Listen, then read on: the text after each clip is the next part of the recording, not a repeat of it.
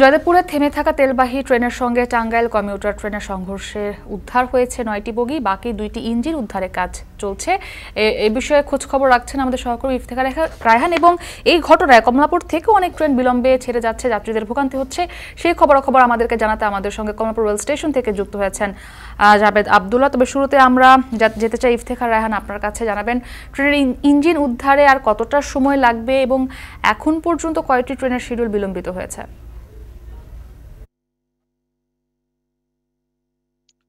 মুক্তি প্রায় ২৮ ঘন্টা কিন্তু পেরিয়ে গেছে এই ট্রেন দুর্ঘটনার। এখন পর্যন্ত যে ১১টি লাইনচ্যুত বগি সেগুলোর উদ্ধার কাজ কিন্তু চলছে।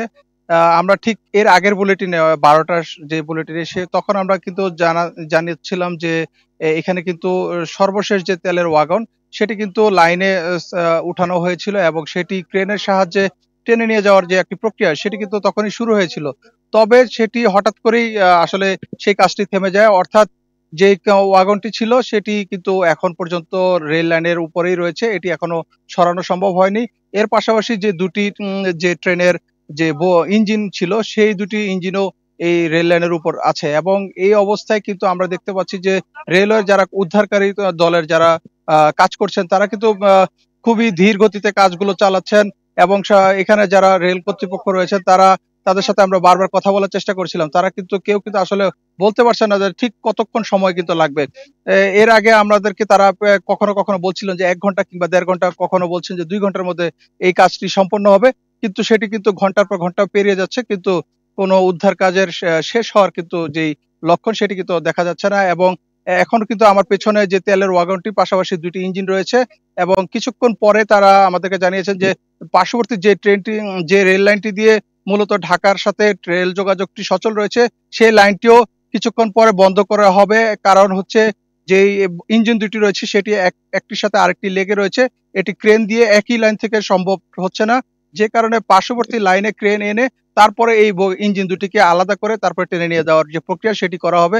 সে কারণে বলছেন যে প্রায় ২ ঘন্টার মতো কিন্তু ২টি লাইনই কিন্তু বন্ধ থাকবে, অর্থাৎ যে ট্রেনের যে শিডিউল বিপর্যয়টি হচ্ছে সেটি কিন্তু আরো বেশ লম্বা হবে, কারণ ২টি লাইনই একেবারে বন্ধ হয়ে যাবে। তো সবকিছু মিলিয়ে গাজীপুরের উদ্ধার তৎপরতার এই ছিল আমার কাছে সবশেষ তথ্য। মুক্তি। জাবেদ, আমরা শুনছিলাম আমাদের সহকর্মী ইফতেখার রায়হান জানাচ্ছিলেন যে এই যে ট্রেন দুর্ঘটনায় যে উদ্ধার কাজ চলছে সেটি আসলে আর কতক্ষণ সময় লাগবে নির্দিষ্ট করে বলা যাচ্ছে না, এবং এই ঘটনায় কমলাপুর রেল স্টেশনে ইতিমধ্যেই ট্রেন বিলম্বে ছেড়ে যাচ্ছে। জানাবেন যে সেখানকার চিত্রটা আসলে কি দেখছেন? মুক্তি, আপনার শেষ থেকে যদি শুরু করি তাহলে এভাবে একটু বলা যায় যে গতকাল যে গাজীপুরে জয়দেবপুরে যে দুর্ঘটনাটি ঘটেছিল, অর্থাৎ দাঁড়িয়ে থাকা যে ওয়াগন, সেই ওয়াগনকে টাঙ্গাইল কমিউটার যে ট্রেনটি ধাক্কা দেয় সেটির পরপরই কিন্তু মূলত এই শিডিউল বিপর্যয়ের যে বিষয়টি সেটি মূলত ঘটতে থাকে। আপনি নিশ্চয়ই জানেন যে দুর্ঘটনার প্রায় ২৪ ঘন্টা এর মধ্যে কিন্তু অতিক্রম হতে চললো। আমি যদি আমার ক্যামেরায় বা আমার ছবিতে যদি একটু আপনাকে দেখাই, পিছনে নিশ্চয়ই আপনি দেখতে পাচ্ছেন যে হাজার হাজার মানুষ কিন্তু এরই মধ্যে প্ল্যাটফর্মে দাঁড়িয়ে আছেন। ভোগান্তির যে বাস্তব যে চিত্র সেটি কিন্তু আপনি দেখতে পাচ্ছেন, নিশ্চয়ই দর্শকরাও দেখতে পাচ্ছে। একটু এভাবে জানিয়ে রাখা ভালো হচ্ছে সবচেয়ে বেশি যে ট্রেনটি এখন পর্যন্ত বিলম্বে আছে সেটি হলো রংপুর এক্সপ্রেস, সেটি ৯টা ১০-এ ছেড়ে যাবার কথা, সেটি এখনও প্ল্যাটফর্মে আসেনি, সেটি মূলত ছেড়ে যাবার কথা আরও প্রায় ৩.৫ ঘন্টা পরে। এছাড়া একতা এক্সপ্রেস সেটি প্রায় ২ ঘন্টা ৪০ মিনিট বিলম্বে ছেড়ে গেছে। রাজশাহী কমিউটার সেটিও ১২টা ২০-এ ১ ঘন্টা বিলম্বে ছেড়ে গেছে। এছাড়া অগ্নিবীমা থেকে শুরু করে বনলতা যে এক্সপ্রেস সেটিও কিন্তু বিলম্বে ছেড়ে যাবে বলে কিন্তু রেলওয়ে কর্তৃপক্ষ আমাদেরকে জানিয়েছে।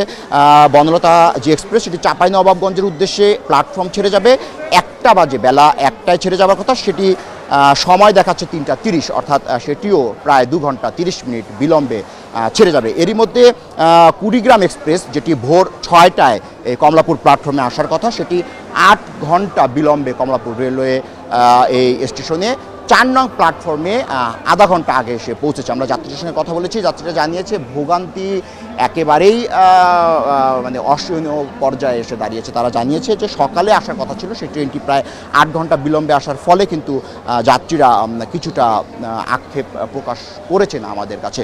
আমরা রেলওয়ে স্টেশন মাস্টারের সঙ্গে কথা বলেছি, রেলওয়ে স্টেশন মাস্টার আমাদেরকে যে বিষয়টা জানিয়েছে সেটি হলো যে উদ্ধার কার্যক্রম চলমান, উদ্ধার কার্যক্রম চলছে, তারাও প্রাণপণ চেষ্টা করছে, তবে এই শিডিউল বিপর্যয় ধীরে ধীরে কেটে যাবে বলে তিনি কিন্তু গণমাধ্যমকে জানিয়েছেন। আমরা জানতে পেরেছি যে এই যে পরিস্থিতি, এই পরিস্থিতি নজরদারির জন্য কিছুক্ষণ পরে এই প্ল্যাটফর্মে রেলমন্ত্রী তিনি আসতে পারেন, তবে সেটি আমরা পুরোপুরি নিশ্চিত নই। এছাড়া আপনি দ্বিতীয় যে প্রশ্নটি করেছিলেন, এখন পর্যন্ত 7 থেকে 8টি ট্রেন বিলম্বে রয়েছে।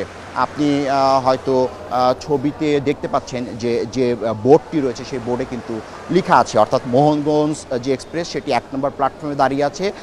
এখন মাত্র ঢুকলো কালনী এক্সপ্রেস, সেটিও 5 নম্বর প্ল্যাটফর্মে দাঁড়িয়ে আছে, সেটি সিলেটের উদ্দেশ্যে ছেড়ে যাবে 2:55 কিন্তু এই যে যাত্রী সংখ্যক যারা রয়েছে, বিশাল সংখ্যায় যে যাত্রী, তারা কিন্তু এরই মধ্যে প্ল্যাটফর্মে তাদের নিজ নিজ গন্তব্যে পৌঁছে যাওয়ার জন্য অপেক্ষা করছেন।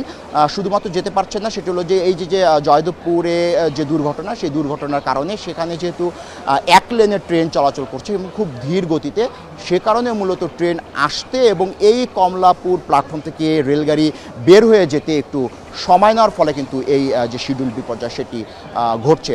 যাত্রীদের চোখে মুখে কিন্তু আমরা কিন্তু একটু উদ্বেগের একটি ছাপ দেখতে পেয়েছি। তারা কিন্তু রেলওয়ে যে প্ল্যাটফর্ম সেখানে কিন্তু ঘন্টার পর ঘন্টা তারা কিন্তু বসে আছেন। তো আমার কাছে এই ছিল কমলাপুর রেল স্টেশন থেকে সবশেষ তথ্য। মুক্তি। গাজীপুরের জয়দেবপুরে হওয়া ট্রেন দুর্ঘটনার উদ্ধার কাজ এবং এর প্রভাবে ট্রেনের যে শিডিউল বিপর্যয় ঘটেছে